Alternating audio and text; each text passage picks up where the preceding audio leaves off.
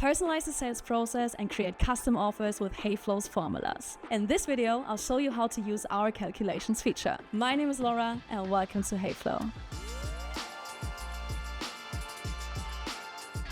You can use formulas in your funnels to display dynamic calculations directly within your content. For example, you might build a mortgage or solar savings calculator that updates on the same page,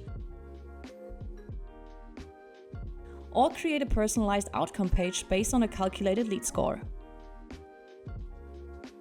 In Heyflow, you can add calculations to your text or headline blocks by highlighting the relevant text and selecting Formula from the toolbar. The result of your calculation will immediately appear in the preview. If you click on the calculation again, you can adjust its settings. First, choose how many decimal places should be displayed. You can also define a fallback content, which will be shown if the calculation fails for any reason.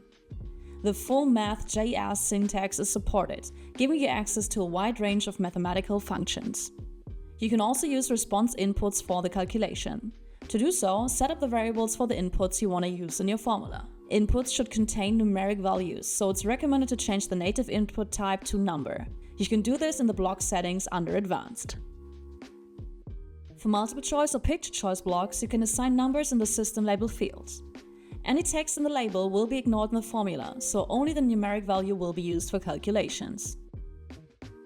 Once your variables are ready, edit the formula and add them by typing the add symbol and selecting the variable from the list.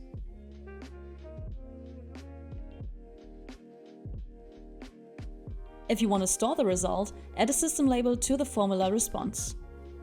This allows you to view the calculated value in your responses or map it in your response handler integrations.